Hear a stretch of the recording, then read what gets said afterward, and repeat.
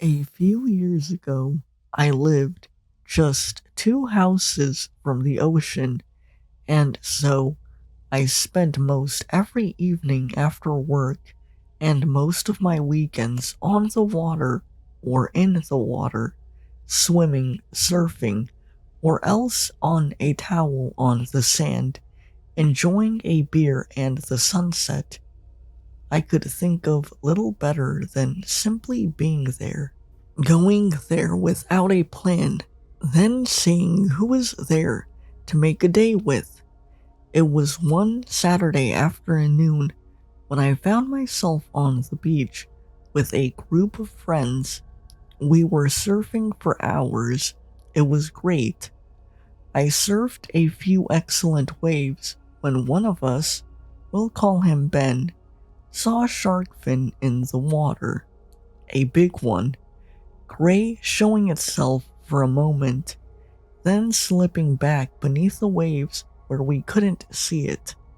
At that, we all paddled our way back to shore, swimming slowly, methodically, until we were waist deep and able to walk. I had a cooler full of sandwiches waiting for us, roast beef with horseradish sauce, and extra tomatoes. That was for me. I had a few bites and set it down on the sand to go set up a speaker and put on some music. And when I came back, my sandwich was gone. That was odd. Was it a bird? But I looked up. There were none nearby, and none of the farther ones were carrying it. Maybe it had gone off behind a dune? Or maybe it was some kind of animal, but the dunes were dozens of meters away, too far. I found it very odd, disconcerting even. I remember I looked at where I had put it down, looking for any disturbance in the sand, or an imprint, or something.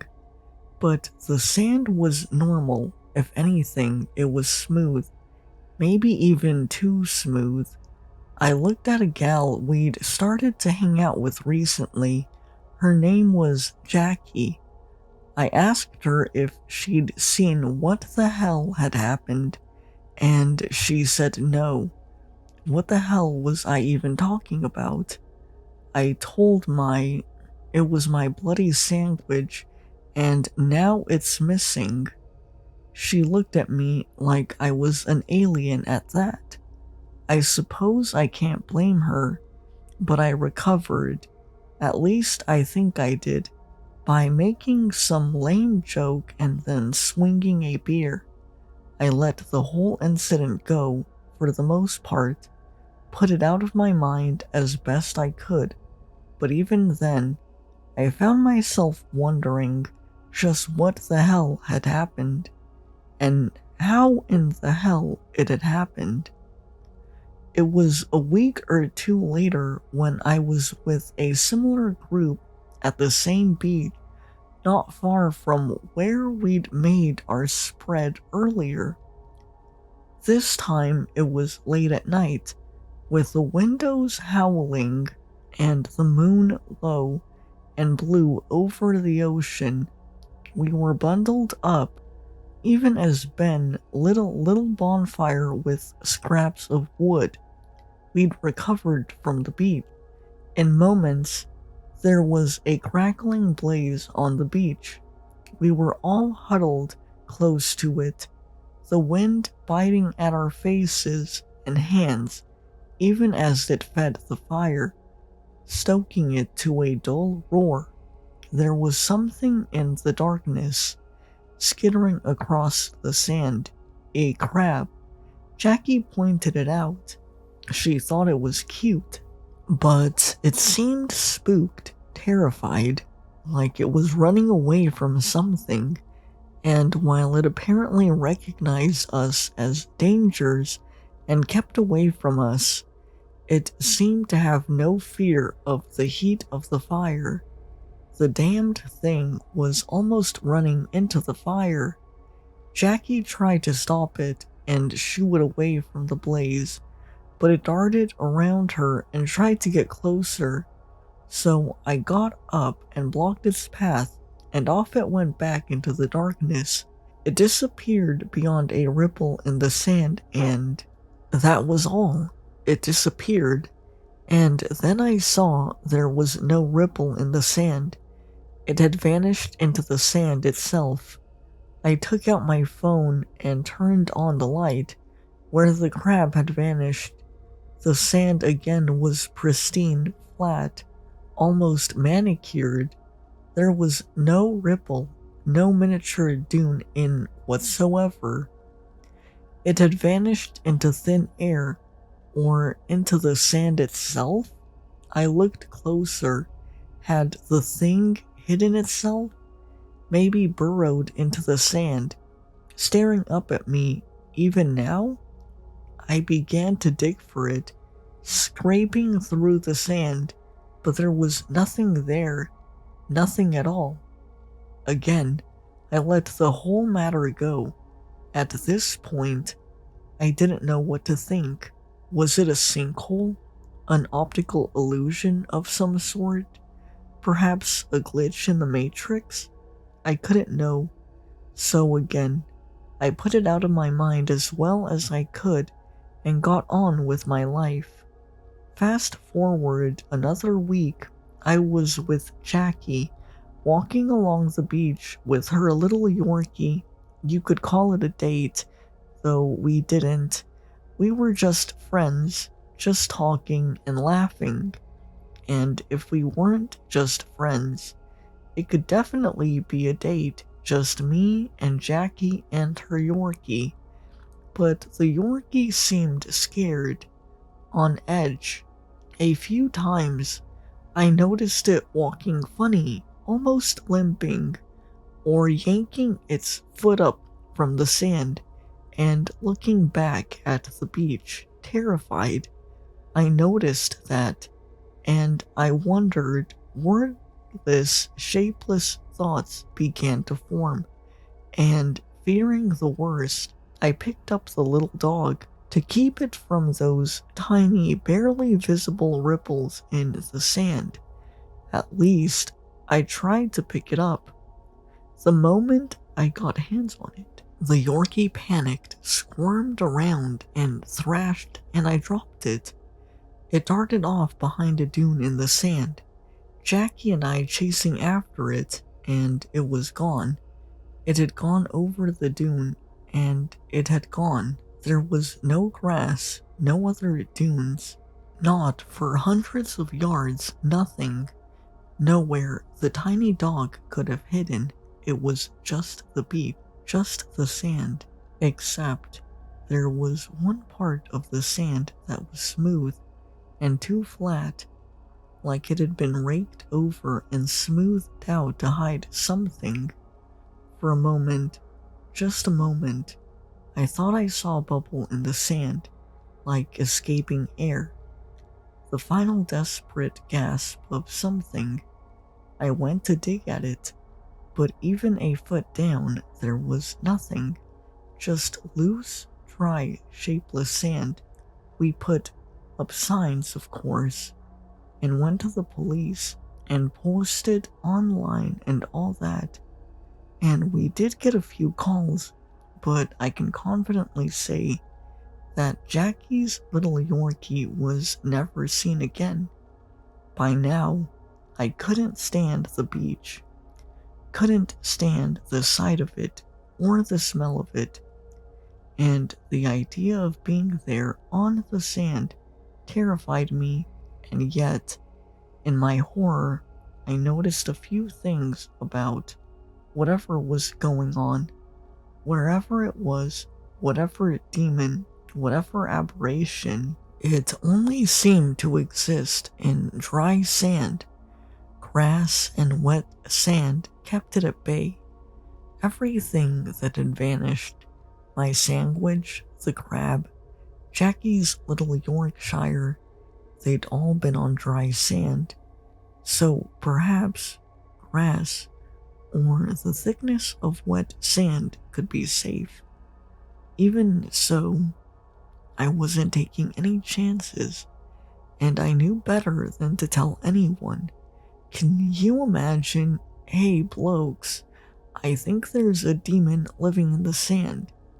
In just a matter of weeks, it's graduated from eating sandwiches to grabs to Jackie's poor little missing Yorkie. No, it'd never work. I left the matter be, and when everyone wanted to go surfing or what have you, I just told them no. I was scared of the sharks. I made up some cock and bull tale about getting too close to one and seeing that merciless black eye turn to white as it made to bump me, and that was convincing enough. But one evening, a Saturday evening, I got a call. There were out and about at a popular bar that had a patio overlooking the beach. They were a few drinks in and missing me, so I thought, what the hell?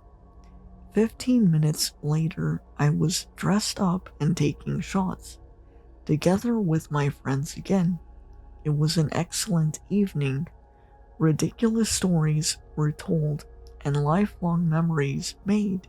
By midnight, we were all wasted, and it was time to take a cab, or in my case, a stumble back home. We gathered at the front of the bar, but then I noticed Ben was gone. Where the hell was he? I asked, and it was Jackie who said that he'd gone to take a piss.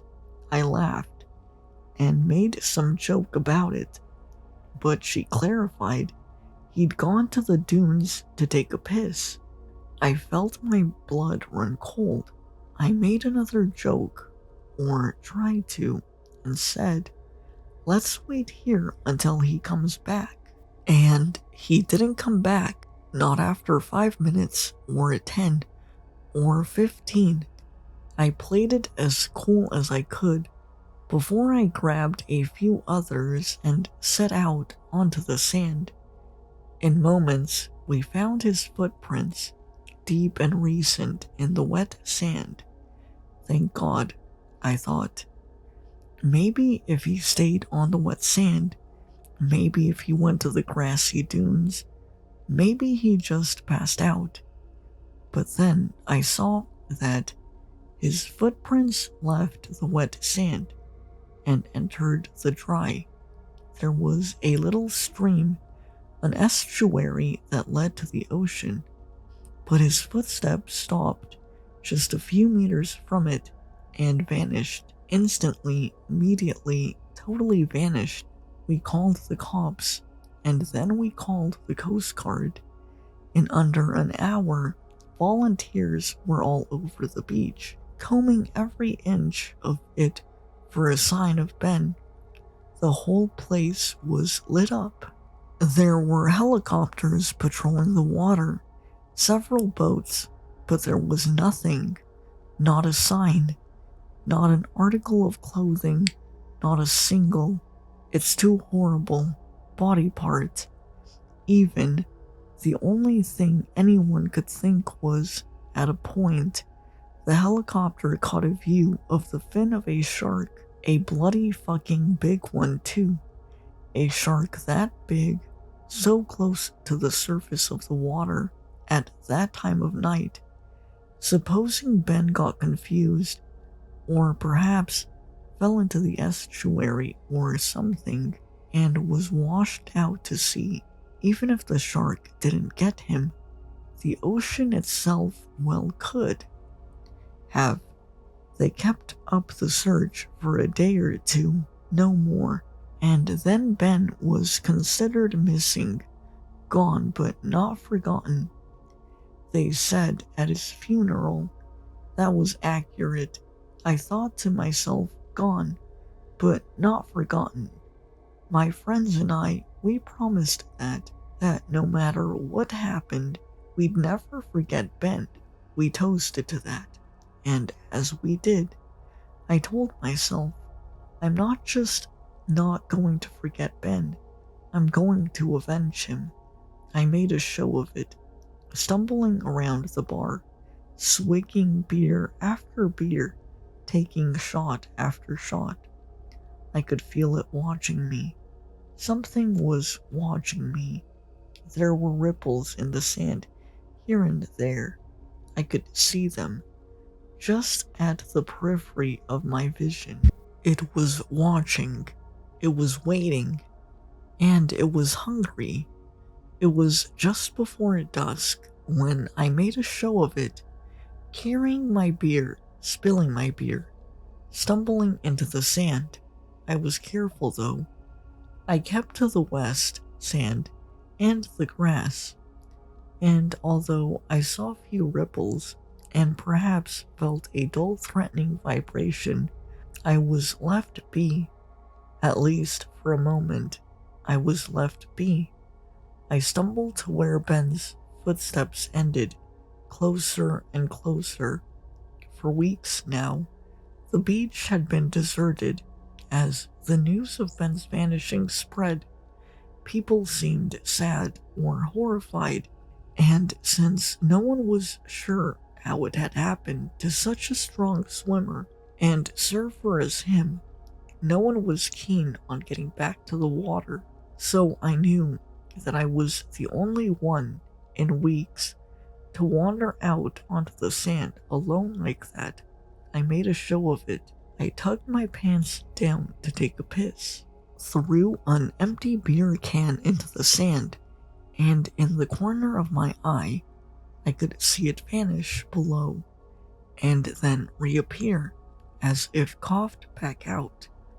It was there, and it was smart, but it wasn't so bloody smart as to be able to read that the beer I was drinking wasn't real beer. It wasn't alcoholic. I stumbled out of the wet sand and onto the dry, just next to that pretty little estuary that flowed into the ocean, and then I felt something smooth, something strong wrapping around my ankle. I waited for a second, then I dove into the water and began to swim for the ocean. It didn't let go. It wasn't letting go. I swam and got into the water, and then it pulled back into the sand. I could barely keep my head out of the sand, and I tried to scream for help. Precious breath gone. I was still underwater. I clutched at the sand and kept my head in the water, and then, with Herculean effort, I managed to pull the rest of my body into the water. My foot. Something was cutting my foot, but I kicked free and swam into the estuary, and it swam out after me. I made for the ocean as quick as I could. The current caught me and flushed me into the waves, and then I gasped a breath of air, then turned to face my foe. It was a bizarre shapeless mass, sand in color and huge, like some overgrown mollusk or worm. It writhed horribly, squirming awkwardly, but it was strong, and it turned. It could see me. Its mouth, or one of its mouths, gaped open with ravenous hunger, and as quick as I could, I swam into the ocean. My plan was simple. I'd lure the thing into the ocean and let the current carry it out where it could drown. I got to the rip current and trod water, splashing to taunt it, and it began to writhe towards me, closer, a little closer, just a little closer. The current caught it, and so I swam away, lateral to the beach, as the damned thing drifted past me. But then it turned again. It flailed horribly, but it managed to stop. It managed to follow me and chase me. Fuck. I had to change tactics. I had to decide. Swim for the beach, and it'd get to its home in the sand, and pull me under and eat me alive. swim farther into the ocean, and it'd be a content of strength and endurance. And that was if the shark didn't get me. The shark. I saw its fin cutting through the surface and below. I saw its body, massive and torpedo-like, swimming toward me, mouth full of razor-sharp serrated teeth, and then it brushed me aside, hard enough to spin me around as it swam up to the sand creature. The creature saw the shark coming for it. It seemed to panic and turn, but the shark was too fast and caught it easily. Its jaws gripped hold and it shook, cutting off chunks of muscular flesh, tearing it to shreds. The creature tried to fight back and bite at the shark, I suppose, but it couldn't penetrate the shark's armored skin. In seconds, the shark was in a feeding frenzy. Its black eyes had rolled back and were white and blind. There was blood, so much blood, and in moments, the creature, whatever it was in separate twitching pieces. I was staring. I realized, treading water and staring. The shark spat out chunks of flesh. Perhaps the flavor didn't agree with it, and then it turned to face me. For a moment, I thought that was it. I'd just succeeded in my mission, but I'd pay the price for it. I prepared for death as best I could, but then the shark approached me, its eyes black again. It got right up to me, right next to me, staring at me with its lidless black eye. Then its eye went white, then black again. In a stupor, I turned and watched as it swam away into the open ocean. Then I remembered myself. I watched as the separate chunks of the sand creature, or whatever it was, or whatever it had been, sank slowly to the bottom of the ocean. Then I turned and swam parallel to the beach until I was out of the rip current, and then made my way back to the sand. It was only then that I allowed myself to reflect that the story of how I avenged Ben's death, the most unlikely and unbelievable part of it wasn't the nature of the sand creature itself, nor how I turned it out into the ocean to be ripped to pieces by a great white shark. The most fantastic, incredible portion of this whole story is that the great white shark turned to me and looked at me, and then winked at me. How many of you had an imaginary friend when you were young? Do you remember why you made them? And when you finally let them go, do you know where they came from? I do. I remember, not out of nostalgia.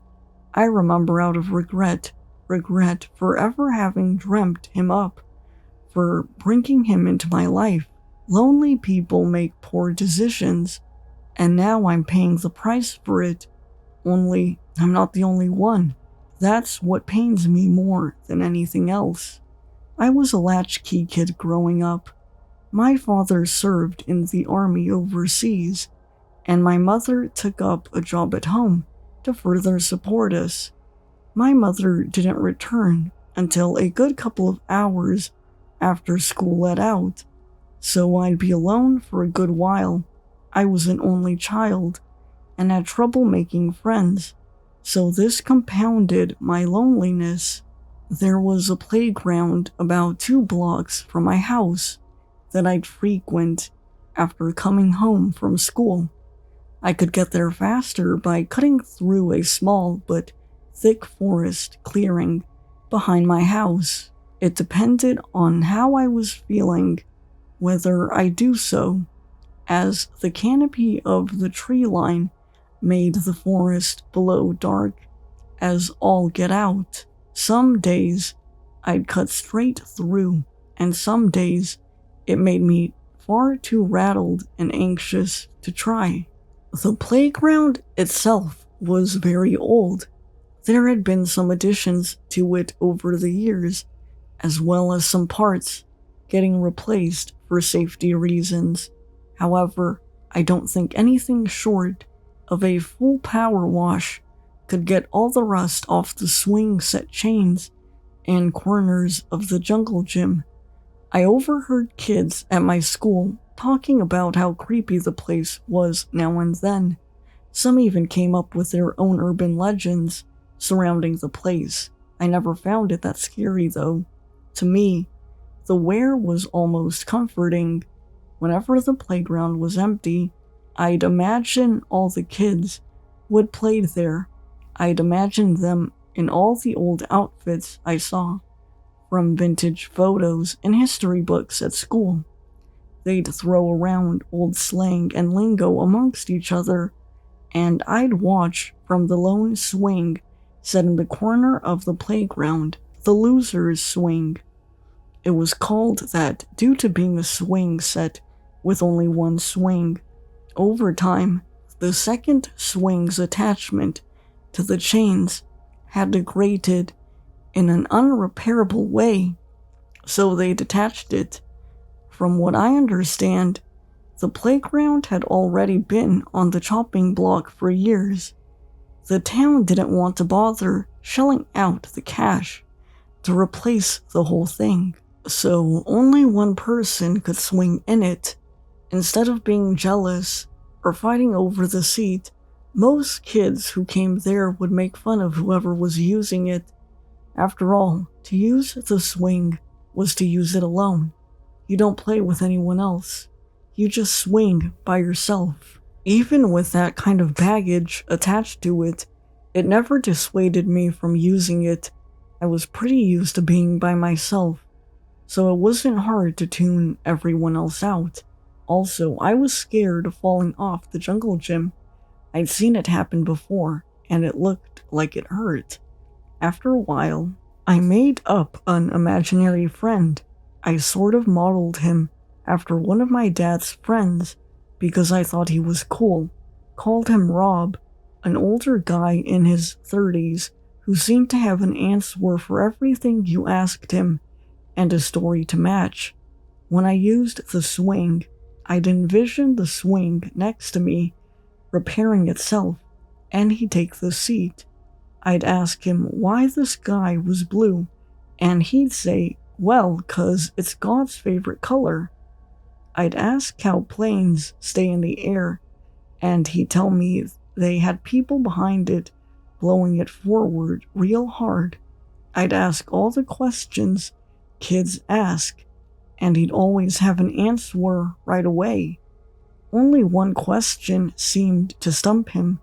I asked, why do people die? He looked at me, tilted his head, and stared for a long while. He seemed to be as confused as I was, but tried to come up with an answer. Around that time, my grandfather had passed away, and I was struggling, trying to come to terms with it. I was hoping he'd share his wisdom with me once more and put my mind at ease. Well, he said, clapping his broad hands over denim-clad knees, maybe it's just some people's time to go. Usually he was funny and reassuring. I remember feeling upset by this answer. It was very apathetic. I was too young to understand what the word apathy meant at the time, let alone why his answer upset me. I wanted to feel like there was a reason people died. He didn't give me one. Why do they have to go? They just have to. I stopped asking as many questions after that. I'd ask him to tell me stories while we were swinging. As the days went on, though, the playground lost more of its color.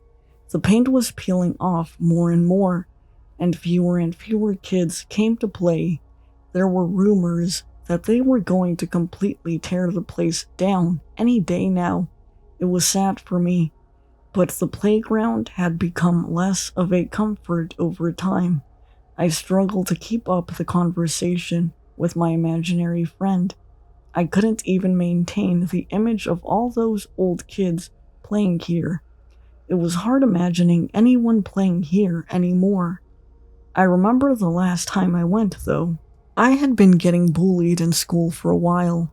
I don't want to mention him by his real name, so I'll call him John. As far as bullying goes, it wasn't anything too awful. He'd pick on me, sure, but it was just name-calling or teasing me for not having friends. He never tried to hit me or anything like that, but he was relentless. One day, he heard that I'd go to the playground after school, so he decided to come visit it. I can't remember what he said when he showed up. Some generic teasing, I'm sure, making fun of me for using the loser's swing. Again, nothing out of the realm of very basic schoolyard bullying. I tuned it out the best I could and kept swinging, my gaze glued straight ahead. He got mad that I was ignoring him and grabbed the chains mid-swing to stop me. That's when Rob got up. I remember his face twisting into a terrifying, enraged expression. His face red as a beet. He pointed at John and screamed at him to get away from me and that he'd beat him half to death if he didn't turn tail. I flinched, completely horrified by how angry he was and wanting to shrivel into myself like a snail to hide from it. I don't know what came over him, and had never seen him act like that before. That isn't even what haunts me about it, though. It's the fact that John heard him too.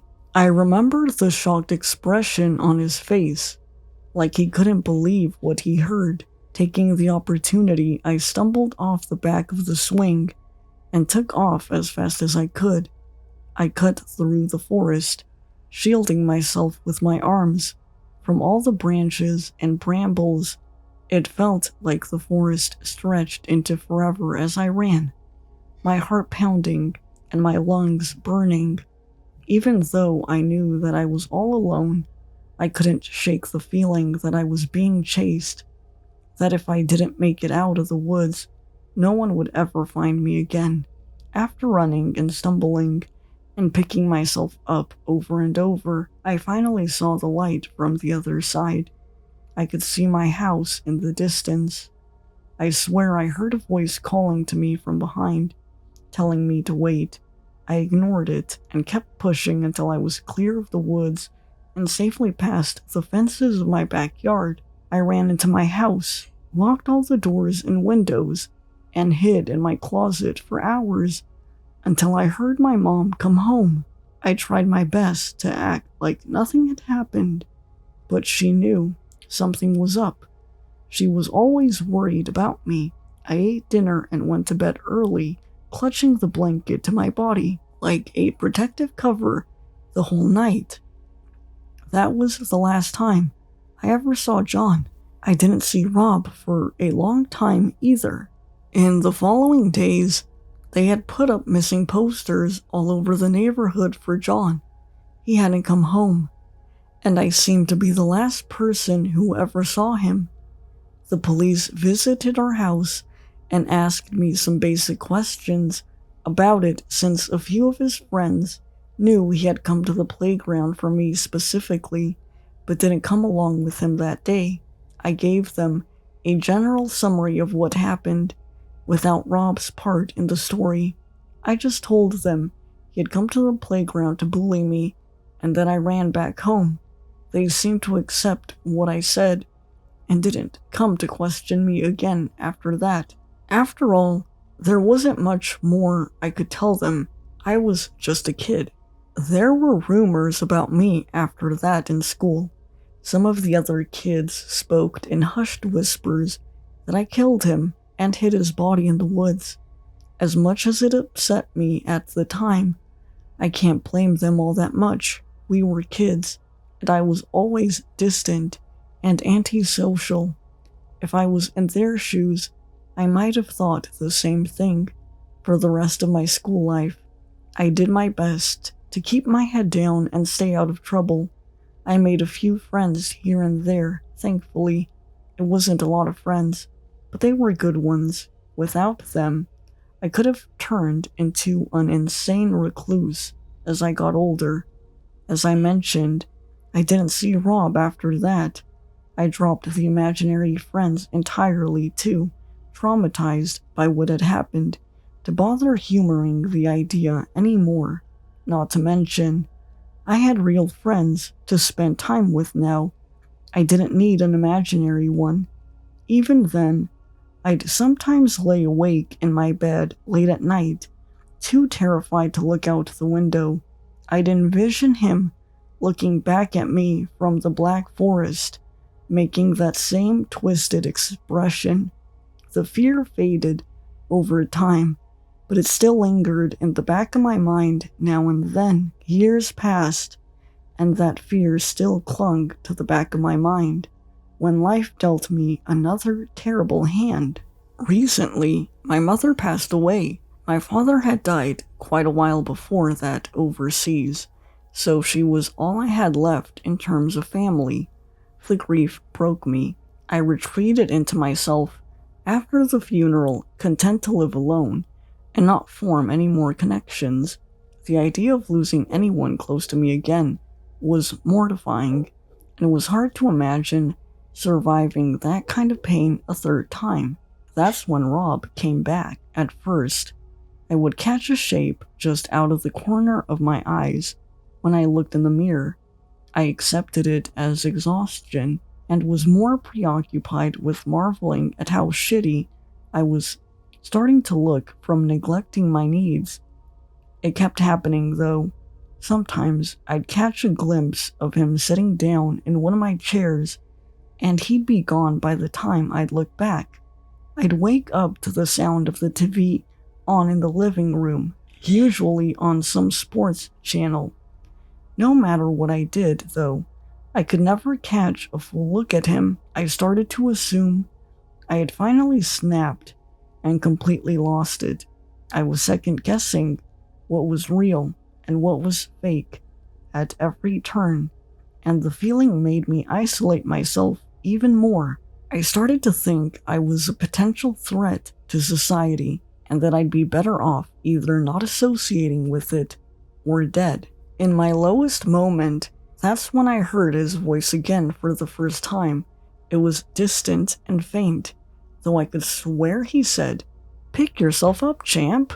I bawled on the floor when I heard it. It was a cocktail of wonderful, horrible emotions. It was a familiar voice, reassuring me.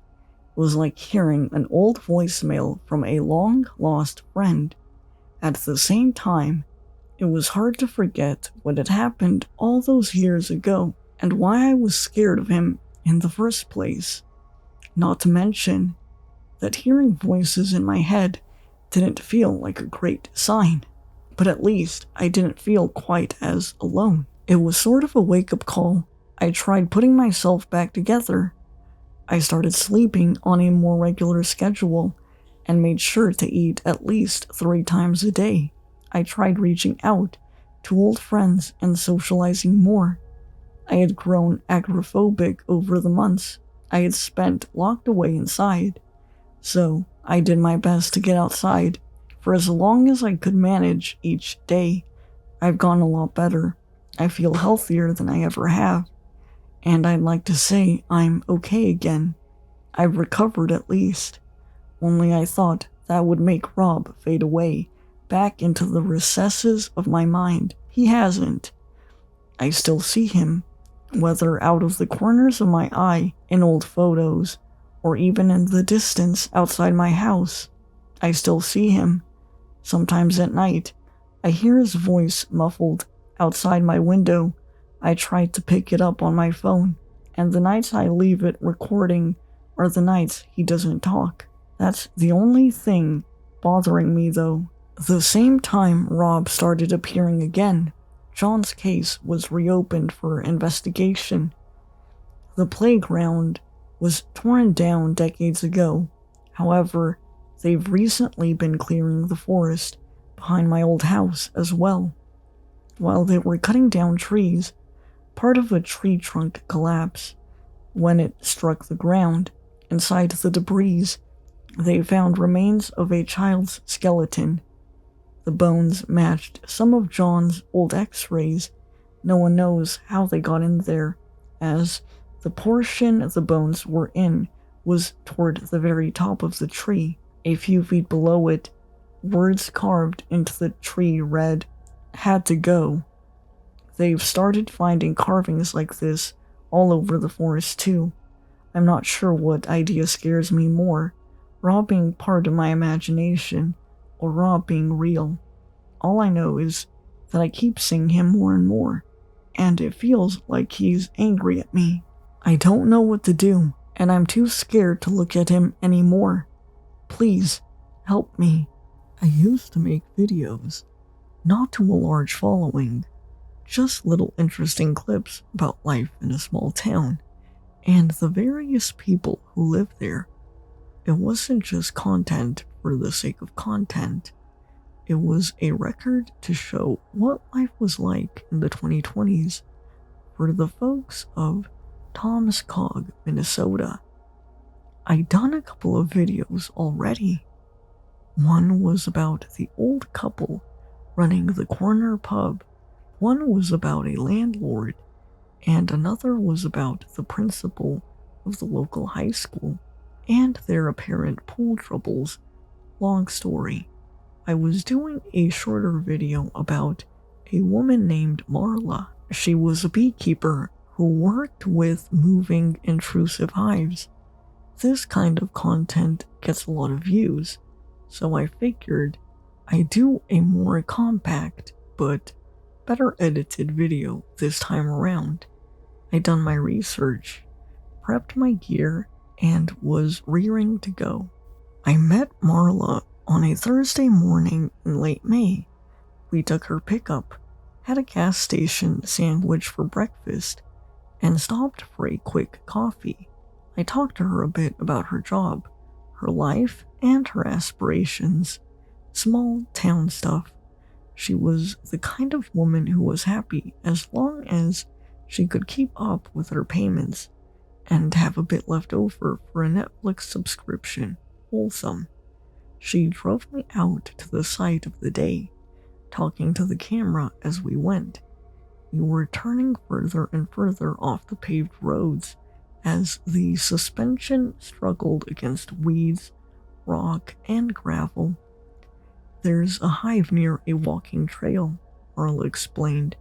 "A couple of folks called in about their dogs getting scared. It should be fine, but we're gonna gear up just in case they're mistaken." "You expect us to get stung a lot?" I asked.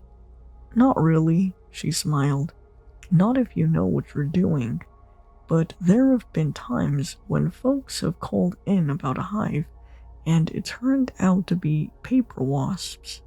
Not as pleasant as honeybees." "No," she laughed. "No, they really aren't." We passed through a section of trees that covered both sides of the road, the branches hanging low enough to scrape the hood of the car. Emerging on the other side, a field opened up to our right. A large, wide open field, covered from end to end in blue sunflowers. A local variety, that is, apparently sort of rare. I asked Marla about them. "The blues? Yeah, they were introduced as a sort of gimmick back in the 1930s, I think? 1940s, maybe? They're actually quite invasive. I'm surprised there aren't more of them around. But bees can make honey on them? I guess," she nodded. "They're just sunflowers. Have you tried it? Is it blue?" "Can't say that I have." She laughed. "But I'm sure it's fine. Ordinary sunflower honey is fantastic. Kinda earthy." We got out and suited up. It felt like putting on a tent. Marla shared some interesting bee factoids that I didn't manage to catch on camera, but I made a mental note to ask her to repeat it later. Of course, I wouldn't. I'm kind of forgetful. I hadn't seen a single bee yet, But Marla was already heading out into the field. The sunflowers reached about waist high, and there was this strange, almost chemical smell in the air, sort of a mix of chlorine and ammonia. As we got further out, Marla pointed out a couple of flowers to me. "Right there," she said. "Get a clip." I zoomed in, spotting two bees chilling on a blue sunflower petal. They were just sort of sitting there. They had a slightly more reddish tint to them than I expected. Marla didn't seem to mind or notice. It didn't take long before we got to the hive. I immediately started filming as we approached. The buzzing got louder as bees started to poke and prod at my defenses, curiously checking for gaps in my gloves and neck. Thankfully, Marla had helped me secure it. Still, the buzzing kinda gave me the creeps. Never been a fan of bugs. "Yeah, alright," Marla laughed. "No wonder there are bees. Someone set this up." It was a man-made hive, framed with sheets of mahogany, a series of wooden squares with hollow cork pipes lining the inside. The bees had really taken to it, transforming it into a sturdy hive. "We usually call these bee hotels," Marla said. "Some kind-hearted local set it up, but as this isn't private property, we have to take complaints into account. I'm gonna make sure we move it to a better location, with more nutrition for our free bee friends here, where they won't spook any dog walkers. And of course, we're keeping the hive. Someone put a lot of thought into this." I got a nice video out of it, how she unsecured the hive, moved the sections one by one, and pointed to interesting pieces for the camera. She found the queen and scooped her up in a separate container. Marla stopped for a moment though. Apparently, the queen was larger than she'd anticipated. I didn't really have a frame of reference, so I had to take her word for it. We wrapped the hive up under a tarp on the pickup and made our way back to Marla's property. I was afraid all the bumps in the road would shake the bees loose, but they seemed perfectly content. I guess it helped that Marla was a very calm driver, despite some curious bees making their way inside the cabin. We still had the suits on, luckily. There was a cute hand-painted sign of a bee as we entered Marla's land. When you live in the middle of nowhere, most folks can get away with owning more land than they need, especially if they don't mind having spotty internet or a fair drive to the nearest market. One look at Marla showed that she didn't mind either of these things. We took some time offloading the hive, finding a good spot on the eastern side of her property. There were plenty of wildfires for the critters to feast on, and Marla seemed confident in her choice. There wasn't much more to it. We set it up, captured a couple of finishing thoughts, and called it a day. As I packed up my gear and took off my suit, I got a moment to speak with Marla without the camera. She was excited to have a new hive, but there was something about her expression that seemed a bit off. "I'd love to try some of their honey," I said.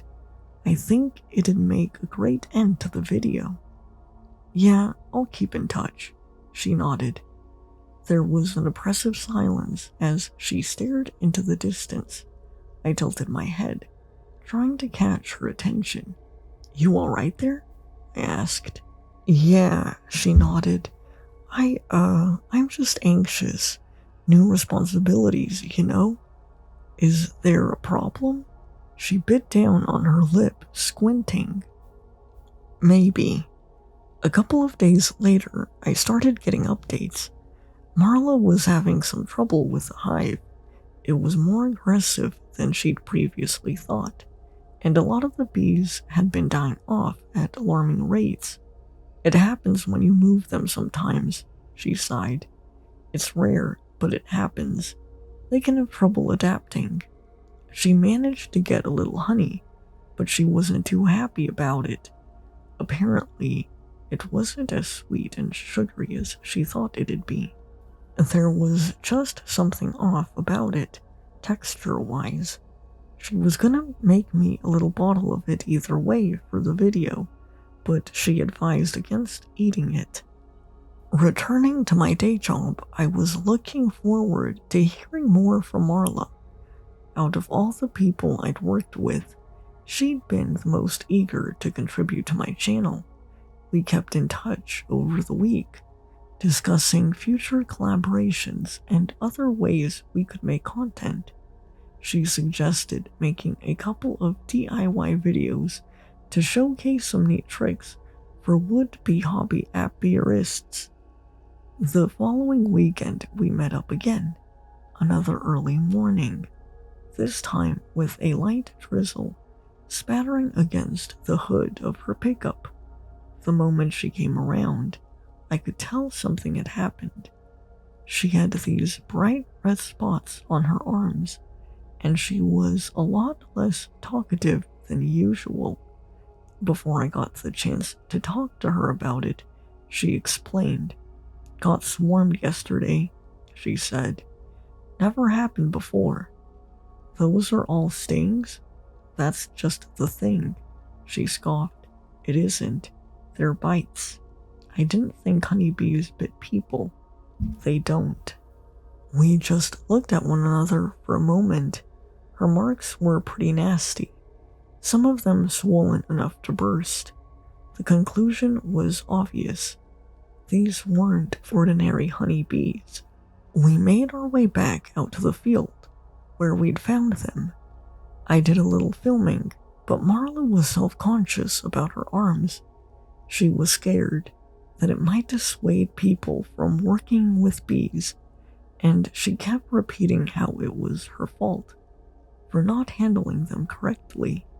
She said it so many times, I couldn't help but to feel she was trying to convince herself rather than me or an audience. We made our way out into the field. Marla flipped open a pocket knife and bent down to check on the flowers, cutting one off at the stem. She examined it for a moment. She held it up for me to see for myself. I looked it over, but I couldn't see anything strange, apart from the obvious blue color. You gotta touch it, she said. Check it. So I did. As soon as I touched it, a few petals came loose. The flower was clearly dead and dry. Checking out a couple more, we came to a startling realization. The entire field was in fact completely dead, bone dry of pollen and sustenance. And according to Marla, it must have been dead for months. I didn't really understand why that was such a big deal. Because, Marla explained, the hive flourished out here, in the middle of the field. If they couldn't survive here, they would have migrated, but they didn't. So what the hell have they been eating? Whatever it was, it's what must have made the honey taste weird, not just taste, Marla said, shaking her head. The smell is the worst, like stale bacteria and methane. Things started to fall into place. Whatever they had been eating out here in the field wasn't available in Marla's place, hence why they had been dying and getting more aggressive. Getting back to the pickup, Marla was deep in her own thought, drumming her fingers on the dashboard. She couldn't figure it out. I tried to cheer her up with a pat on her shoulder, which caused her to flinch a little. I probably poked a bite mark. Sorry, I said, but you know, maybe that's why they swarmed you. What do you mean? Well, maybe they tried to eat you up, I chuckled, pointing to her arms. Bees don't do that, said Marla, her face stern. I know, I nodded. Sorry, bad joke, but I could tell I'd planted something in Marla's thoughts, something that worried her. As we went back to her property, she explained that there was indeed a kind of bee that was carnivorous. There was a type of bee called the vulture bee that fed exclusively on meat, mostly carrion though. They weren't active hunters. They couldn't be, as they were stingless. You think these might be vulture bees, then? I asked. They live south of the border, she explained. Can't imagine them just, popping up. And even so, they wouldn't be this aggressive. Would explain the honey, though. Marla's face went pale. Had she been eating meat honey? I decided to hold off on posting my video. This was turning into something more interesting, and I wanted to see it through. I filmed a couple of shots where Marla got to explain the intricacies of vulture bees. She did it in the frame of an interesting fact rather than a suspicion, but I could tell something had changed. She wasn't as certain anymore, and a bit of eagerness had run out of her. There was a tangible worry there. As we went back to check out the hive, Marla stopped. Her eyes widened. "Turn off the camera," she hissed. 3 dead pigeons covered in bees. From that point on, I was fully invested. This was something neither of us had seen before. Unfamiliar ground. It didn't take long for Marla to confirm that the honey she'd harvested did indeed contain a meat protein. After that, it was just a matter of observation. Yes, the bees ate flesh. They bit instead of stung, but they weren't vulture bees. These were larger, more aggressive, and had a wider abdomen. Their mandibles were longer, and they had a slightly reddish tint to them. It was difficult to tell whether the color was a result of mutation or blood. The dead pigeons were stripped to the sinew in surprisingly little time. Marla didn't know what to do. She'd been working with preserving bees since she was a teenager, and this whole situation was testing her. She didn't want to just kill the hive, but she couldn't let them spread either. These could be highly invasive. But she took too long to decide. Just a couple of days later, 2 of the other hives on her property had been completely decimated. The red bees had killed and devoured all of them, leaving only empty chambers and hollow carapaces behind. When Marla FaceTimed me about it, she couldn't hold back the tears. By now, I considered myself a friend of hers. We talked a lot and got along really well, and it wasn't just about content anymore. I didn't want to see her like that. She deserved better. I offered to drop by and brainstorm a bit. I figured she needed the company. She'd done at least 24 of these bee rescues, and the one time someone came to cheer her on, it all went to hell. That had to suck. So I dropped by one day after work. The sun was setting, dark clouds on the horizon. I noticed them the moment I stepped out of my car. A handful of red bees climbed the white picket fence outside Marla's house. A few others were clustered in a particular spot near the edge of the house, no doubt feasting on a small bird or a rodent. I went up to the door and rung the bell, ducking from a couple of curious bees trying to make themselves comfortable in my rough post-work hairdo. Marla invited me into her kitchen, offering me homemade lemonade. She had these custom-made coasters with cartoon bees on them, along with the logo for her rescue. I could tell she'd taken a couple of sudden precautions. There were tape lining the edges of the windows, as well as a plastic sheet covering the ventilation duct. No wonder the air felt stale. No one knows what to do, she sighed. I called the Wyatt brothers southbound app. They can't even believe it. They actually don't believe that I have what I say I have. And what is that? What is it you have? She sighed, scratching her eyebrows, a kind of nervous tick. There's no name, but I mean, I know what they do. I know now. They're like the vulture bees, but... She threw her arms up in surrender. I could tell she was tired. One of her eyes drooped a little lower than the other. Might have been from a bite, too. Marla spent the better part of an hour showing me websites, witnesses to similar bees, drawings, and descriptions. She talked about the application of pesticides, mutations, climate change, GMOs, and microplastics. Hell, at one point, she was bringing up 5G towers as a possible culprit. She was all over the place, and I could tell her heart wasn't in it. It was all just desperation, grasping at straws.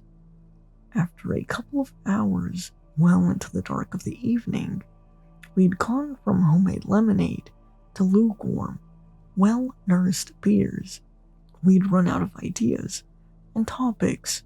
Instead, we just stood by the kitchen window, watching the red bees crawl across the glass. Marla put down her bottle, this time without using one of her cartoon bee coasters. "Check this out," she said. She placed her hand on the window, and the bees outside immediately swarmed to it. Within seconds, there was a cluster of at least 40 crowding around her hand on the other side of the glass. "Give them a minute," she continued. "It's kinda crazy." They started to move in a pattern, a sort of pulse moving counterclockwise from a perfect circle into a four-armed spiral. Their wings pattered in a unison, a buzzing noise that scratched against the window pane. "I can't explain that," she said. "I can explain following my hand or killing other hives, but that..." She shook her head, not looking away. "I can't explain that." It got a little bit too late, and I'd had a couple of beers too many, so I decided to crash on her couch. I wrapped myself in a blanket and pulled a pillow up to my ear, so I wouldn't have to hear the buzzing outside. It wasn't loud, but it was such a distinct sound that I couldn't unhear it. Marla didn't seem to share the same issue, though. She just walked into her room, and that was that, out like a light. I had an uneasy sleep, falling in and out of surface-level dreams. I remember forcing my eyes open just to see if I could. I was uncomfortable, and I couldn't stop hearing that buzzing noise, even when things were quiet. I kept imagining myself hearing it. I'd see little black spots on the windows as they landed and disappeared, looking for a way in. Somewhere in the early morning hours, I was finally out cold. I didn't notice those first few sounds, how the tapping against the window got louder, how the patterns got bigger and clearer. I was finally asleep, and it was already too late when I woke up. I was lying on my side as I popped open a single eye, only to see a red bee on my hand, calmly brushing itself clean. I didn't notice the droning noise at first, until I realized the background noise of the room was different. Looking beyond that first red bee towards the window, I realized something. The pattern of bees was on the inside of the window. There were hundreds of bees already inside the room, but the sound was closer than that. It was all around me, and somewhere in the background, I could hear a breeze. Was the front door open? I tried to stay completely still, but I could feel something in my chest tightening.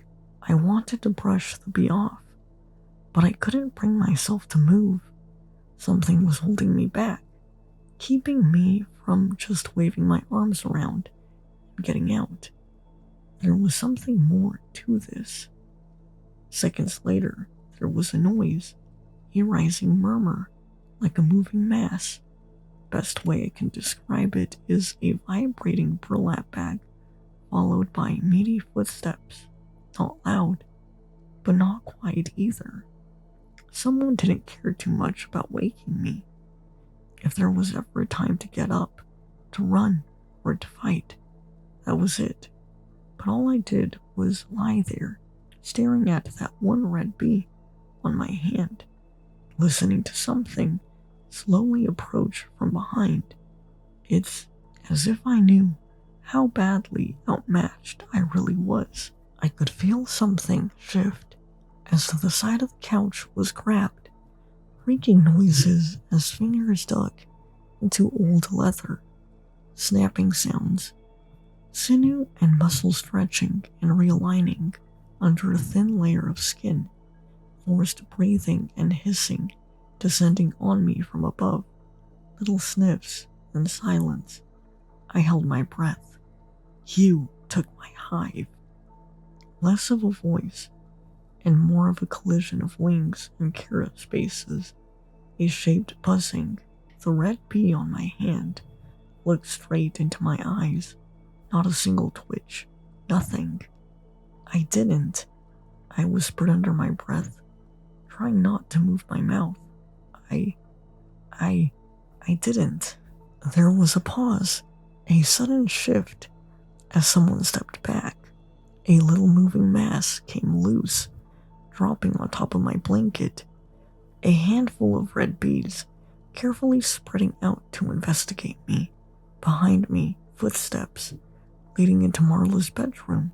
I could hear her deep breaths from here. I stayed completely still. I was unharmed. I'd be fine. I just had to wait.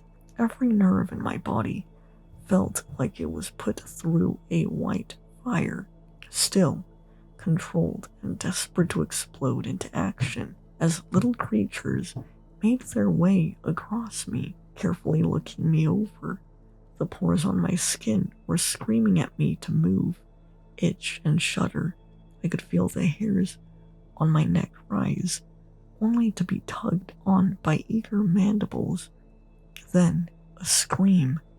Marla screamed, a bloody, mind-piercing screech, the kind of scream that you just know means pain. Hearing it was like a feeling, a physical push, and I couldn't hold myself from acting any longer. I rolled off the couch, trying to shake the bees off.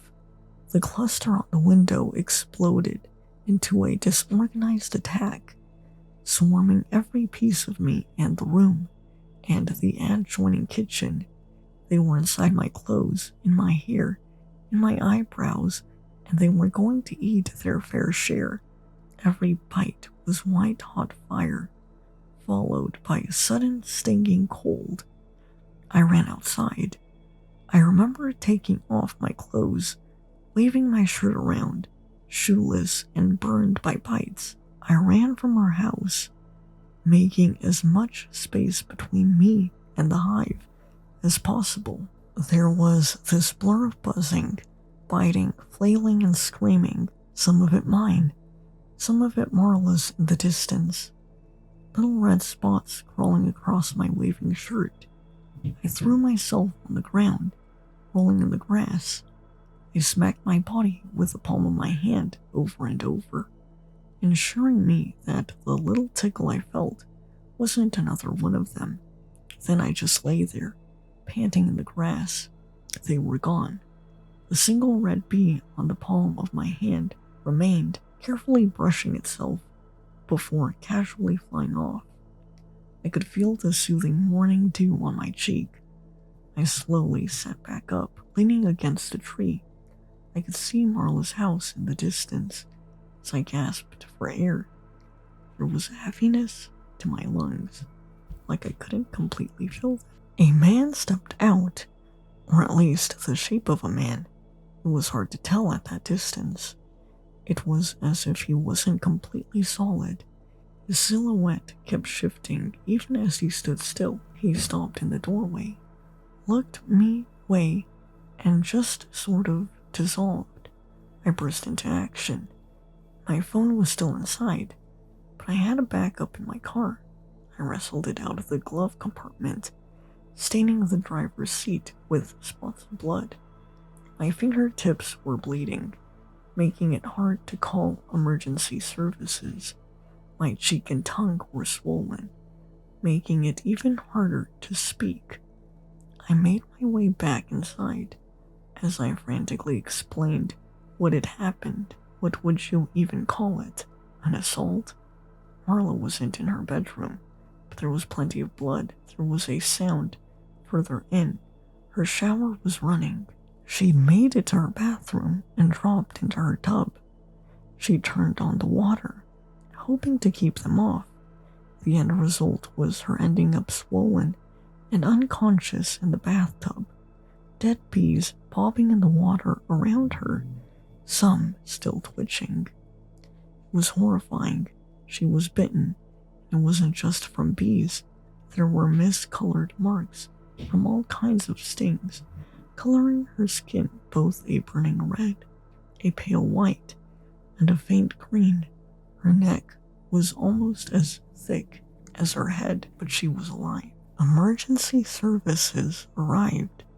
They managed to keep her alive, but she had to be put on a ventilator. They claimed she'd had a massive allergic reaction. They said something similar about me, completely ignoring the eyewitness account of a strange intruder. It didn't help that neither me or Marla could say the slightest comprehensive thing about their appearance or identity. It took some time, but I recovered. Marla too. By the time she got back home, not a single hive was left. Every single one had been butchered and devoured. And the red bees, well, they were just gone, along with their handmade hive. Not too long ago, I talked to a friend of a friend who worked at the sheriff's office. I told them where we'd found that first hive. He asked me at least 3 times if I was sure that that was the specific spot. Of course I was. I even had a clip of it. Turns out, that place had been the discovery site of at least half a dozen unidentified bodies a couple of years ago, which, in turn, made me wonder. A couple of wanderers in the area had spoken about finding dead animals on the trail, only for them to be gone the next morning. It wouldn't surprise me if that field was littered with bones, but with the way things work, there is no telling what else might have gone missing along that trail. That conversation is what spurred me to write this all down. Marla and I will never publish that video, and for all intents and purposes, neither of us will bring it up. This never happened. This couldn't be real. We can't move on with our lives if we keep talking about it, because there's nothing we can say that will make it all right. Instead, she has new hives, she has a new smile, and for a while, I think we can lie to ourselves just enough to make it. There's a beautiful looking pond in my town. If you value your life, you better stay away from it.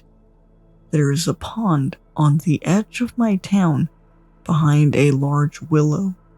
I've never seen it being used. I've never seen a duck swimming in it, or even leaves or other sea creatures, let alone people taking a bath or just dipping their feet in it. Every time I passed by the pond, it was like walking past a ghost town. It was eerie to see how deserted it was, how the water surface remained still and smooth as glass. even during windy weather conditions. But despite the strange power emanating from it, I couldn't help but admire its purity and beauty. When I stopped in front of the pond with my bike for the first time, my gaze was captivated. I stared at the oval outline, the reflection of the surface, the plants growing on the bank, and the dusk that shone colorfully on the horizon and rounded off the beauty of the pond. I'm sure I sound crazy for wasting so much time and emotion describing a pond. Even my parents thought I was crazy when I raved about it one night at the dinner table. But it's important that I tell you about it, considering what happened 3 weeks ago. I was on my way to school when I saw an ambulance drive past me. It was heading straight for the edge of town and turned into the grassy area where the willow was. I didn't think anything of it at first and went to school as normal. In the afternoon, during the last lesson, we were all surprised when our school principal made an announcement and said that we should watch out on the way home or have our parents pick us up. That was all that was said. On the way out, I heard students everywhere throwing around theories and rumors. I often heard missing student, disappeared, and murdered, but there were also really nonsensical things, so I didn't pay any attention to them at first. My father came and picked me up just to be sure.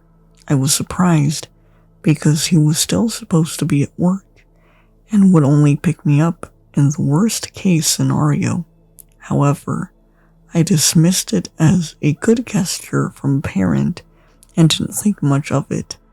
I was still a little worried about my girlfriend, Rachel, though, because she would probably expect me to take her home, but my father insisted that I get into the car without arguing.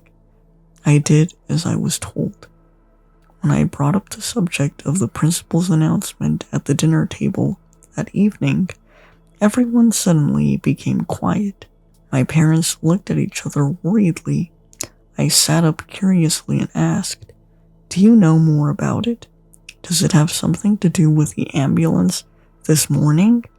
My mother sipped her tea and said, "It turns out that student from your school went missing this morning. It is believed that he was kidnapped because his bag was found, but I don't think that's enough evidence." I swallowed hard and finally asked where the bag was found. My mother replied that it happened on the outskirts of the town next to the big willow. I would like to justify myself and make it clear that I was 16 years old at the time and still in the phase where I would try anything. If someone had bet me that I could ride a skateboard across a dilapidated bridge, I probably would have done it. My thirst for adventure was too great for that. When I finally found out that someone had disappeared at the pond, I knew I had to go to the scene myself. Luckily, there was no school the next day, so I rode my bike to the outskirts of town. I had told my parents I would stop by Rachel's house and check on them. They were still fresh out of bed, so they probably weren't too concerned about it. But I also felt bad that I hadn't gone to visit Rachel, so I decided to go to her house straight after my explorations. When I arrived at the pond, I saw that the crime scene had been removed. There was no bag, and the whole area around the willow was as green and unused as ever. I saw no change at the pond either. It couldn't be possible that the missing student was in the water, otherwise he would have been found immediately. I dared to step onto the bank and take a closer look. The water was clearer than the sky could ever be, and offered a clear view of what was happening in the ground. Here and there, roots were sticking out, and you could see loose rocks that had probably been thrown in. Otherwise, the entire ground was just sand. Sand like in a desert, wavy, hilly, and smooth, almost untouched. The view of the pond was simply majestic. I had the urge to reach in and see if the water would feel as great on my skin, but I was stopped by a loud scream in the background. I pulled my hand away and turned around. A person emerged from behind the willow. She was about my age, well dressed, and her brown hair looked like she had been combing it 100 times non-stop. Rachel. She came straight up to me and raised her finger like a strict teacher. Where have you been yesterday? A classmate went missing and I had to walk home alone. Is that how you treat your girlfriend? Rachel has always been very hot-tempered and could be quite bossy, but at that moment, I was overcome with shame. I really should have gone to see her the day before and walked her home. I really didn't know what I was thinking. I apologized to Rachel and was about to embrace her, but she pushed me away. You can make it up to me by taking me home now, but first, you stop at the mall and get me something. I nodded vigorously and promised to make it up to her. I hated acting like that, but Rachel just had this power that made you feel bad for yourself. My mother had brought it up to me once, but I didn't want to listen to her because I had just gotten together with Rachel, and I was head over heels in love with her. What were you even doing here? Rachel asked. I had completely forgotten why I was here at the moment, but I didn't want to tell her about the connection I possibly found between the pond and the missing student because she would think I was crazy. So I just told her that I was here to feed the ducks. Rachel laughed. There aren't even ducks here. This pond has been just a decoration for ages, so the lawn doesn't even look so deserted. But it's so beautiful. You have to look at it and see how clear it is, I said, a little too excited for my liking. Rachel eyed me confusedly too. Without raising her eyebrows any further, I instead took her hand and led her to the shore. I asked her to take a look, which she did. Don't you see how clear the water is? As if you're looking into a portal where a beautiful desert landscape is visible, right? I thought Rachel would at least understand that I was trying to say, or just shrug her shoulders and leave, but her reaction was more than surprising. She frowned and recoiled slightly, as if she had seen something strange. What's that? She said. Then she looked at me. Is this some kind of joke? I stood there, rooted to the spot, feeling guilty for some reason. I knew it was just Rachel's persuasive ability to make me feel bad, but I was genuinely concerned as to what she was getting at. Can't you see that? She asked, louder this time. I did, as she told me and looked into the water, too, albeit a little hesitantly, eager to see what had frightened her so much. But I saw nothing, just the clear water with the sandy bottom. I told Rachel I didn't see anything, and she hit me on the head. Don't act like that. Of course you can see it. She turned back to the surface and screamed at her own reflection. No, stop that. I've said you must stop, now. I felt a mixture of confusion and panic. I really didn't know what Rachel was doing, but at that moment, all I cared about was her well-being. Her behavior came out of nowhere. and was so strange that I really wondered if she was still the Rachel I had come to know and love. Just as I was about to grab her and pull her away from the edge, something happened that would haunt me for the rest of my life. Like a recurring nightmare, Rachel reached for the water as if she wanted to attack it and sank into the pond. Even though the area near the bank was less than 3 feet deep, I couldn't see her when she hit the surface. The water was crystal clear. Panicking, I dug my hands into the water and searched for my girlfriend. I couldn't feel any hands, feet, or even a strand of her hair. She didn't make a sound, aside from my hands splashing in the water and my desperate screams. The pond was dead silent. I jumped inside, stopped thinking about the mysterious strength of the pond, and dug my hands and feet deep into the sand, searching in vain for Rachel. The sand felt incredibly on my skin. After 20 minutes, I had waded through the entire pond and had no luck. Rachel was gone. I got out of the pond and sobbed. I didn't know what to do. My only thought was how Rachel's parents would take the news that their daughter had disappeared without a trace. I still hope that she would mysteriously turn up somewhere. I didn't care how unlikely it seemed. I wanted to hold on to that tiny spark of hope. I got my bike and hurried away from the pond, away from the willow. My mind, however, worked on its own and made my head turn back once more. Despite the great distance I had covered, the pond was still clearly in my field of vision, piercing my heart with its heavenly presence. After the incident with Rachel at the pond, everything that came afterwards happened so quickly.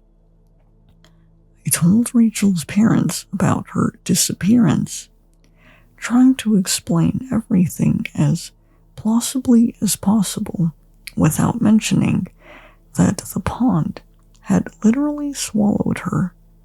I also left myself out of the picture and limited my part to a random witness so that the investigation would not target me. It hurt my heart, but it was for the best. All of this happened 3 weeks ago, and Rachel is still missing. She has never been seen since the incident at the pond. Going to school became a nightmare. All I heard was Rachel's name. There were many expressions of condolence. Many of her friends came to me, hugged me, and assured me that she would return safely, which I strongly doubted. But I also heard very negative voices about Rachel's absence, that she deserved it, that the world would be better off without her, etc. I had seen this coming, because Rachel didn't exactly have a good reputation among us students. I ignored the people as best I could, and with each passing day, the excitement died down a little. The school dedicated a day to commemorate the events. This has never happened before, but it was a very special case, as 2 students had disappeared at the same time. I also finally found out who the first missing student was, and I was actually a little relieved when I heard his name. His name is Riley, and he is one of those students who thinks it's cool to bully others. He has often caused younger students to see the nurse, and has never been seriously punished for it. I would have at least been somewhat understanding of his behavior if he had had a difficult home life, but I've heard from a friend that he grew up in wealthy circles, and his parents are the kind of people who defend their child at all costs. So it was no surprise when they recently planned to sue our school for poor protection measures. The lawsuit is still ongoing, but I don't see much hope for Riley's parents. Now Rachel and Riley were gone. Both were victims of an extraordinary perpetrator, and now I have only one question. What did they see in the pond that sealed their fate, and why couldn't I see it? Today, I rode my bike up to the willow again, simply because my instinct told me to, but I didn't get very far, because the pond was fenced off with barrier tape. At least, it wouldn't claim any more victims in the future. I've always been a rather rational person and never believed in things like karma, but lately, I've been hearing this word from a lot of people, even from my mother. I try to ignore it as much as I can, but there's a part of my mind that just wouldn't stop telling me that Rachel has always been a bad person and a horrible girlfriend. Ever since I was a young boy, I would wake up in the morning with my furniture arranged so differently than when I went to sleep. Sometimes it was small, like my lamp in the wrong place, or my shoe rack was tipped over. Other days, I'd wake up and the bed would be in the wrong spot, the dresser on the wrong wall, my deck in front of the door. In the beginning, it wasn't in a messy fashion. It seemed like a perfectly normal way to arrange my bedroom, just in a different way than I preferred. I have a very early memory from around 5 years old of my mom yelling at me for moving around all my furniture at night. I swore up and down that it wasn't me. She seemed conflicted when she was yelling at me. I wasn't a troublemaker. She knew it wasn't something I would do. But looking back now, I think she was just scared of the thought of it not being me. After a couple of hours, I convinced my mom it wasn't me. After all, I was a small kid. I don't think I could have physically moved it on my own. Next to blame was my older brother. He was 11 at the time, so it still would have been hard for him to move my stuff, but not impossible. My brother liked to mess with me, no more than any normal brother, but never any over-the-top pranks, mostly just because he was lazy though. No way he'd lose sleep over something so weird, like moving my furniture every night. After my brother denied it, and adding on that he stayed at his friend's house for sleepovers often gave him an alibi. My mom attempted to blame my dad next, but of course, that comment was not taken lightly, and ended with my parents just pointing fingers at each other. My mom spent that night with me in bed. She tried her best to explain why she was sleeping in my bed without making it sound scary, but I could tell she was scared. I wasn't scared at all, because it felt normal. I see now as an adult why she was freaked out. The night felt normal. If anything, it was a fun night, like a big sleepover, my first sleepover even. We woke up the next morning and my mom gasped and gripped the sheets. Wait, how did this happen? I was right here. My mom looked around the room. It was pretty easy to do so, given that the bed was right in the center of the room. This hadn't happened before. It was always in a normal spot against the wall. It was like the room was showing off that it could put the bed in the middle of the room without us waking up. My mother always claimed to be a notoriously light sleeper. She said how she can't fully turn her brain off in case we need her in the night, but she always seemed to sleep deeply to me. The rest of the day, she kept insisting that someone was sleepwalking or something. She didn't think anyone was playing a prank, but she knew someone in the house was doing it. She had to believe it. My parents ordered a security camera online to put in my room so they could watch the footage the next morning. They got next day delivery, so I'd have to go one more night without them being able to watch me sleep. That night, they decided to let me sleep in their bed. I was even more excited than the night before. Now this was really a sleepover. That night, my mom tucked me in tightly in between her. I woke up the next morning to my mom sounding terrified. My parents' bed wasn't even in the bedroom anymore. It was sitting in the living room right outside my parents' bedroom. My dad sat up and started to get as concerned as my mom. How did our bed get out here? He whispered with a stutter. It can't even fit through the door frame. Was it taken apart and put back together out here? He hopped out of bed and picked me up into his arms in the process. We all stared at it, confused. Even as a young boy, I knew something was really wrong. My dad started to take the bed apart to bring it back into their bedroom and noticed that the screws were loose. Some were even missing, like it was put back together in a rush. I remember my parents being on the phone with, I think, the police, but they never showed up.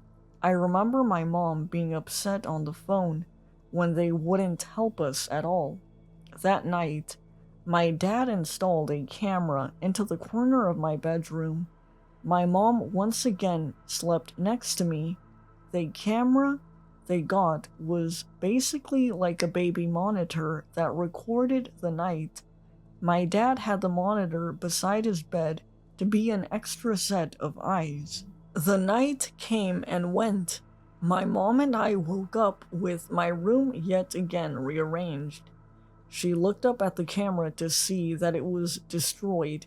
All video from the night was destroyed as well. This was right around the time when baby monitors could record to an iPhone and you could watch the video the next morning. But everything about the video was corrupted. My family went to the police station that night, insisting that someone was in our house. The cops wrote down a statement, but that's all that came of it. My parents, for the next couple of years, kept trying to figure out what was going on, trying different solutions to find out how this was happening, only to find dead ends over and over again. My mom started to believe the house was haunted, and after a couple of years, my dad believed her. This was the main reason for our move when I was 8. I was so excited to be done with whatever was going on. At this point, the sleepovers weren't cute. I wanted my own space. My parents didn't let me go to summer camp or stay at friends' houses like my brother did. I was sick of it. It was night. One in the new place. It was only about 30 minutes from our old house. Not too big of a change, but just enough that I was excited. My parents felt so good about the new place that they let me sleep in my own bed. I remember they told me at dinner while we ate McDonald's over a makeshift table made of cardboard boxes. I jumped up and down and hugged them both. That night, I got tucked in and my mom was hesitant to leave me in my own bed. She seemed worried but knew I needed this. My room didn't have much in it, just my bed, dresser, and a few boxes with my clothes in them. I remember falling asleep that night and thinking how creepy the new house was, but I didn't mind. I was hopeful. I woke up the next morning before my mom and dad. I didn't have curtains yet, so the sunrise woke me. I sat up and stretched. I rubbed my eyes to wake myself up, and I immediately felt a knot in my throat. The furniture was moved. At that moment, I made a decision. I knew if my mom saw this, I'd be stuck sleeping next to her for my whole life. My little imagination took over, and I thought about coming home from my job one day as a grown man wearing a suit and my mom still tucking me into bed. I sprung up and quickly moved everything back to where it came from. Luckily, nothing was too heavy for me to move. Just as I got everything back into place, I heard my mom's footsteps. I jumped into bed and pretended to be sleeping. She cracked the door and let out a sigh of relief and shut the door. How I wish I could go back in time and tell my mom the truth. I spent the next month doing this same routine. My mom always woke up at 7:30 to check on me, so I'd always get up at 7 and fix everything. It was exhausting, but worth it. My mom was warming up to the idea of me going to summer camp, so I was motivated. My mom got comfortable enough to send me to camp. It was only a one-night camp that year, which was fine. She needed to take baby steps. I didn't think anything would happen honestly, but when we woke up in the morning, every single bunk bed was outside. All 20 of them, 30 kids and 10 adults, all waking up feeling confused and disoriented. Some bunk beds, even on their sides, tipped over. Of course, the camp counselors were confused. I knew what I had to do. I gaslit all the adults into believing it was the plan of the troubled kid, Eddie. I made up a whole story about how he convinced a few other kids to do it in the night. I didn't think it was believable, but I was so convincing that everyone believed me. The camp counselors wanted to inform all the parents when they came to pick up what happened. Of course, it was a violation and needed to be explained to all the parents what happened. Luckily, I got out of it. I went to the camp with a school friend, and his mom picked us up. His mom believed me when I said I'd tell my mom myself. As the years passed by, I realized no matter where I slept, this would happen to me. I turned it into a sleepover trick. I'll tell my friends to come over, and sure enough, it would happen. I'd even sleep at their houses, and it would happen. Whenever I was trying to show off the trick, the room would be in even worse condition than a normal night. I felt like I had a superpower. The years went by, and it just became my life. It was like brushing my teeth in the morning. Now and then, I'd forget to fix everything in the morning, and my mom would check on me. It only happened a few times, but each time I saw fear in her eyes. I always just said I moved stuff around the night before because I was bored of the layout. I could only use that lie so many times, though. One time in high school, I was very sick. I was having a hard time getting up in the morning to move my furniture, and I didn't move my furniture for a couple of mornings. My mom was getting nervous, and I knew I had to get up before her to move it the next day. My mom came into my bedroom to say goodnight and let me know she'd be gone in the early morning, but would say hi as soon as she got home at around noon. This was music to my ears. I could sleep in and not worry about moving everything before she could barge in. The morning came and I got to sleep until about 11. I couldn't believe how much better I was feeling. I knew I should have probably started to move my furniture and be proactive, but of course, that's not what I did. I could hear my brother in his room next door playing video games, so I went to go see what he was playing. Him being a brother, he wasn't letting me play with him, so I instead stood by his bed for way too long and annoying him. I lost track of time and heard the garage door open. My heart sank. I ran back into my room and tried to move everything back into its place. Luckily, throughout the years, I convinced my parents to get me lighter furniture. They never caught on, and it made life so much easier. Everything got replaced, except for my dresser, which was a family heirloom. It wasn't all that big, but this day it felt heavy. I knew I was weak from being sick all week, but I couldn't believe how heavy it was. It was the last thing to move, but it just wouldn't budge. I frantically ran to my brother and told him I needed help moving my dresser. He leaped out of bed to run to my room with most things. He doesn't care to help me, but I was always honest with my brother that the furniture thing never stopped. He knew that if our mom knew, our whole house would be a living hell, and she might even make us move again. He always had my back when it came to my supernatural furniture. Instead of going back into my room, I went downstairs to distract my mom. I knew she'd be mad to see me out of bed, but the consequences of my furniture being out of place would be so much worse. My socks slid across the hardwood floor, and I reached the kitchen just as she was opening the door. Her happy humming was immediately interrupted when she made eye contact with me.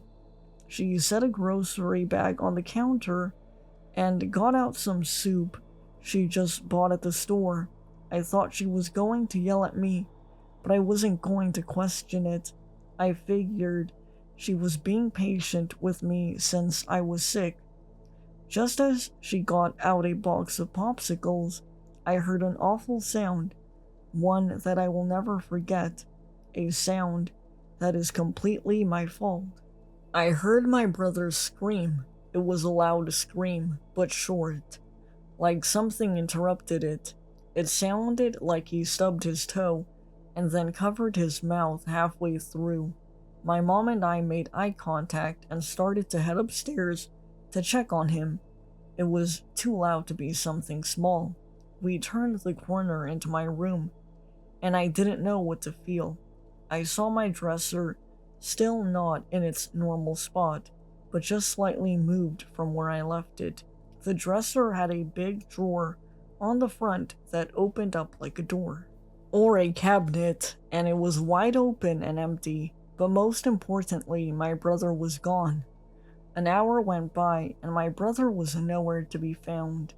The doors to the house seemed to all be locked. Same with the windows. We ended up filing a missing persons report.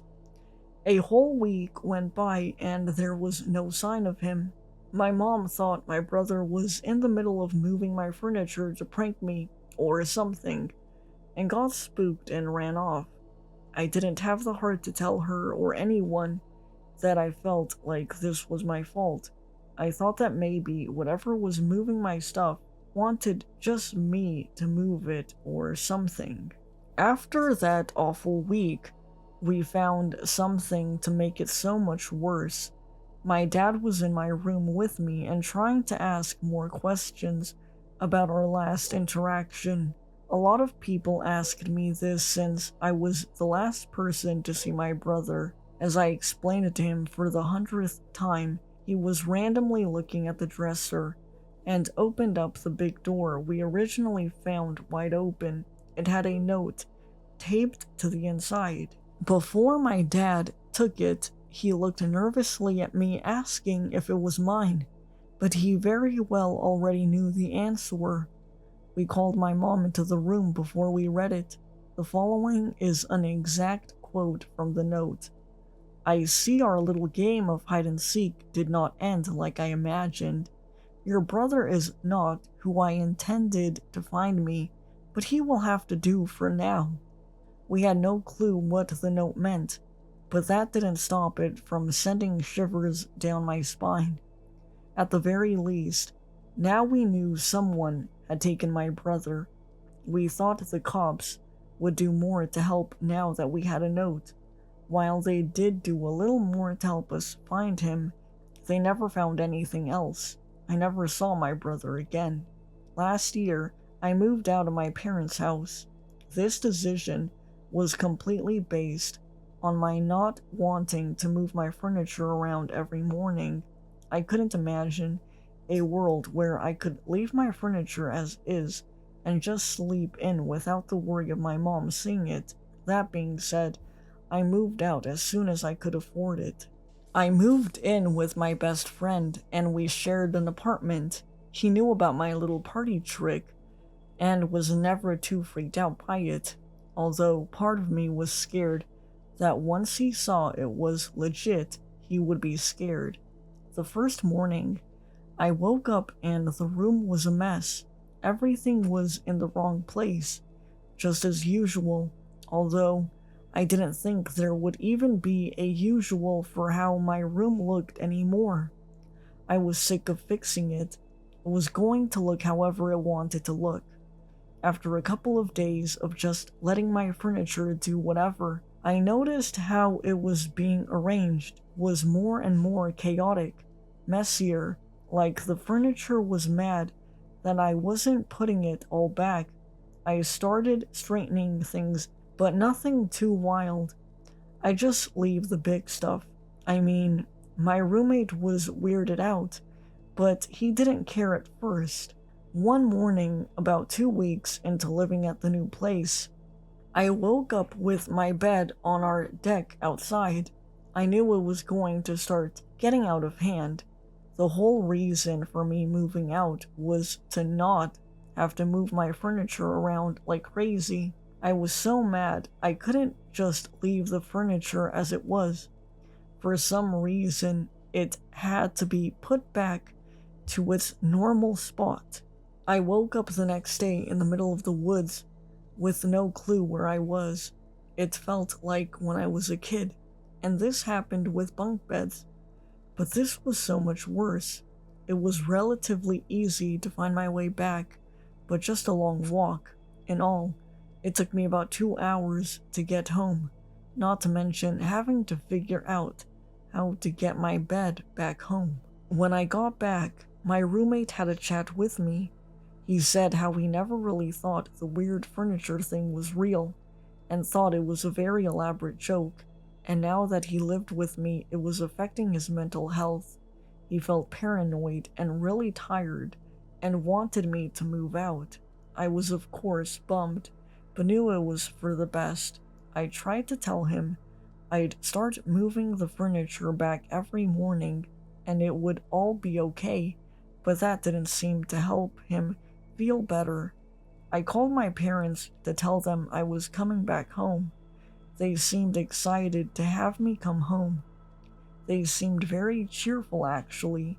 When I asked them what was making them so happy, they said they felt better than they had in years and felt so well rested. It felt nice to hear them happy for what felt like the first time since my brother went missing. I had most of my stuff packed up and was ready to move in just a couple of days. We both knew this whole moving thing might cause problems with our friendship, so we wanted to do something fun before I moved out. We did a spontaneous week-long road trip. The morning I left, I didn't move any of the furniture back. It didn't seem necessary. I noticed something strange about the road trip. At no point in the trip did my furniture move. It was the first time since I can remember I woke up with everything looking the same. I thought maybe I found some kind of weird hack.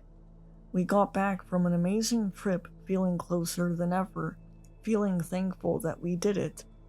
I walked into my room and saw everything just as I remembered leaving it the day we left for our trip. Everything except for my dresser with the front facing down right in the middle of the room. I went over to the front of it to try and lift it into place, but it felt heavy. I immediately felt the memories of the day my brother went missing flash back into my head. This thing being heavy is bad news. I wasn't sure why, but I knew I didn't like it. I called my roommate in to help me move it. At first, he was hesitant. He didn't want anything to do with my furniture. Finally, I convinced him to just help me lift it quickly. As we pushed it back up to the wall, the body of a man came falling out. He was dead and limp. Claw marks filled the inside of my dresser. It looked like it fell over while he was hiding in it. He most likely fell over at the beginning of our trip and couldn't get out. It was in the same spot where I found that ominous note a little while back. He also had a gas tank that had a sleeping aid in it that was connected to one of those things that go over your mouth and nose before surgery or something. He looked malnourished and sickly. This man was my ghost for the last 15 years, moving my furniture around, thinking it was some kind of fun game or something. This was the man who took my brother. This was the man who gave a sleeping aid to me and everyone else I lived with so he could move my furniture around for me. This was the man who took away countless sleepovers from my childhood. This was the man who stole my mother's peace of mind my whole childhood so I could have some sick game every morning. They never found out who he was. They couldn't find anyone that matched his fingerprints or dental records or anything at all. It's like it never even existed. Most of all, they never found my brother. They never found out how the man got in and out of my house, if he even left, or how he was always around no matter where I slept. They never figured out how he managed to sneak around my living space. Alright, here it goes. I've never posted here before, but what happened to me last weekend still has me rattled. I need to get it off my chest.